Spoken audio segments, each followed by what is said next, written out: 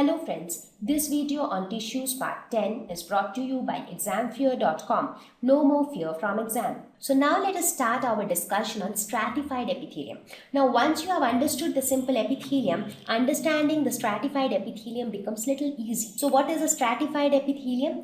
An epithelium which has many layers. Earlier in simple epithelium we had a single layer of cells, but now we have multiple layers of cells. Right, so here also again it has the same three types, that is the stratified squamous, stratified cuboidal and pseudostratified columnar. Now you must be wondering, why do we have this extra word pseudo here? Because stratified columnar is often seen as pseudostratified columnar. That means it is not actually stratified, but it looks like stratified. The word pseudo, what does it mean? It means false. That means something which appear something, but it is actually something else. That is the meaning of pseudo, right? So pseudo-stratified columnar means it looks stratified, but it is not actually stratified. That means it looks as if it is made up of many layers, but actually it is made up of a single layer. That is the meaning of pseudo-stratified. So we will discuss each of them one by one. So let us start with stratified squamous epithelium. So again, stratified means many layers. Squamous will still mean the same, that means thin, flat, plate-like structures. So now we can say that these are multiple layers of thin, flat, plate-like structures. So the same simple squamous epithelium, when arranged in many layers, forms stratified squamous epithelium. Now you might think that when we already have simple squamous epithelium, what was the need of having this stratified squamous epithelium? Well, we have not designed all these things, right?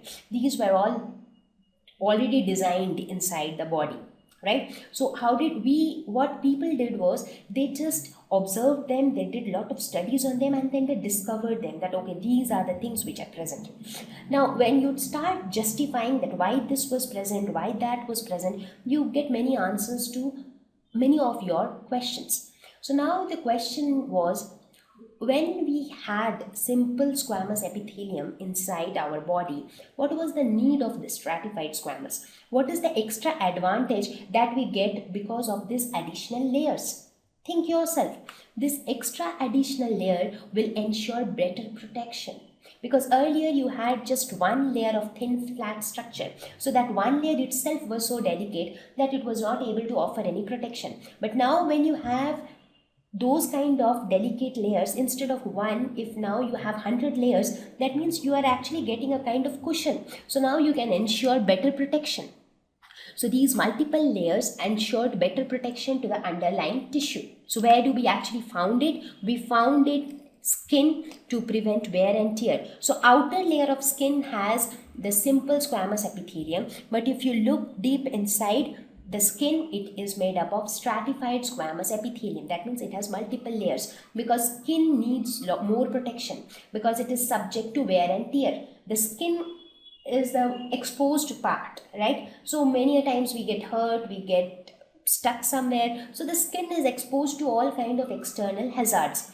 So in order to prevent the wear and tear, the stratified squamous epithelium is present inside the skin. Now let us talk about the stratified cuboidal epithelium. So in a similar way, it is a multiple layer of cube-shaped cells. So now here you see the same simple cuboidal epithelium is now arranged in multiple stacks.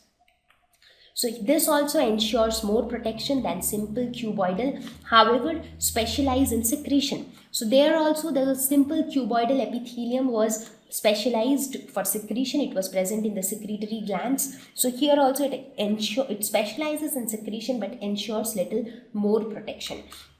So we found it in sweat glands. So these kind of epithelium are found in sweat glands. So why do we find these kind of, why do we find simple cuboidal epithelium in salivary glands, but we find stratified cuboidal epithelium in sweat glands? That's because when I talk of the salivary glands, they don't need much of a protection because they are already present somewhere inside. But when I'm talking about the sweat glands, they are again exposed. They are again found in the exposed areas. So they need little more protection. So in order to ensure that extra protection, stratified cuboidal epithelium is found in sweat glands. Now let us talk about the pseudostratified columnar epithelium. So what is this pseudostratified? Something which looks stratified but actually it is not. So looks like stratified but is actually not. So if you look at this picture, by looking at this picture at once, you will feel that it is made up of multiple layers. But actually it is made up of a single layer. If you look at it closely, you will see that this is one cell, this is another cell, this is third cell, this is fourth cell. So it is just one layer, but the only thing is that here the cells are of different sizes. Now since they are of different sizes, that is why they appear as if they are in different layers. So single layer of tall pillar-like cells of different heights which make it appear stratified. So this difference in heights of the columnar cells, the pillar-like cells which are of different heights, because of their different heights, they look like stratified. It appears as if they are present in multiple layers. So they contain mucus secreting cells called goblet cells. So they contain this special type of cells, these pseudostratified columnar epithelium. They contain the special kind of cells which secrete mucus. We just now talked about mucus. It is a fluid-like slippery substance. So these cells secrete, the goblet cells which secrete this mucus are present in the pseudostratified columnar epithelium. Now there are two types of pseudostratified columnar epithelium. One is ciliated and the other one is non-ciliated. Ciliated means it has cilia, that is the hair-like structures which I was talking about. So the ciliated pseudostratified columnar epithelium is generally found in the upper or lower respiratory tract because cilia plays an important role in the respiratory tract. Whereas non-ciliated pseudostratified epithelium is found in the male urethra because male urethra is another organ which secretes mucus. So in the male, when you study the male reproductive system, you see that the male urethra secretes this mucus which again plays a very important role in reproduction, right? So there we do not need, there is not much role of cilia. Right, so the non-ciliated pseudostratified epithelium is found in male urethra, whereas the ciliated pseudostratified columnar epithelium is found in the respiratory tract. So with this, I think we have discussed all the different types of epithelial tissue, and I hope that you have understood what is an epithelial tissue, what are the functions of epithelial tissue, where do we find epithelial tissue, what are the different types of epithelial tissue, and where each of those types of epithelial tissues are found and why, right? So with this, I will quickly discuss about the different types of epithelial tissue which are present in different parts of the body with this diagram. So that will become a kind of review of whatever we have studied so far. So here if you see at the mouth, what do you have? What kind of epithelium do you have at mouth and skin? So when I see mouth and skin, I have stratified squamous epithelium, right? Stratified squamous in skin and mouth. Correct? So where do we have simple squamous epithelium?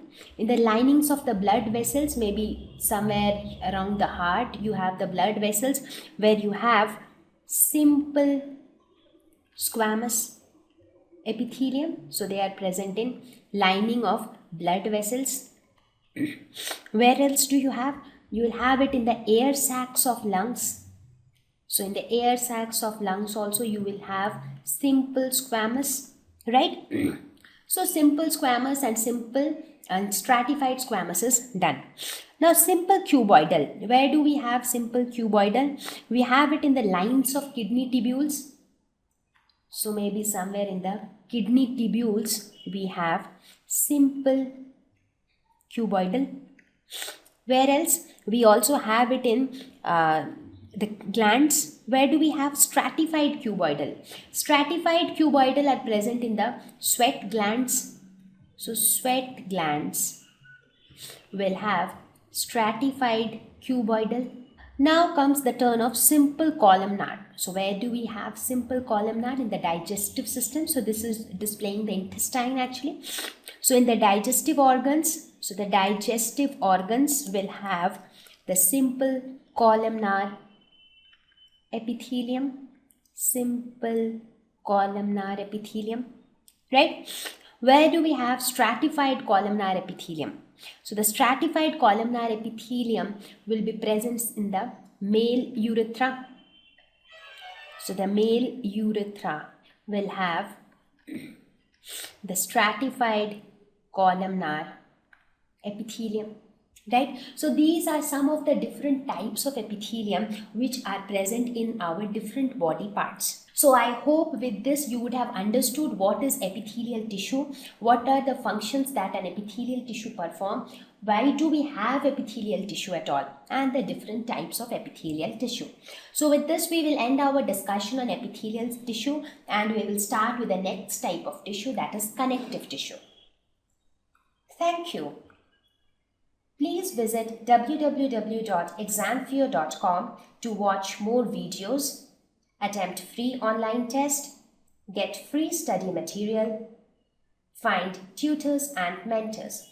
Thank you once again.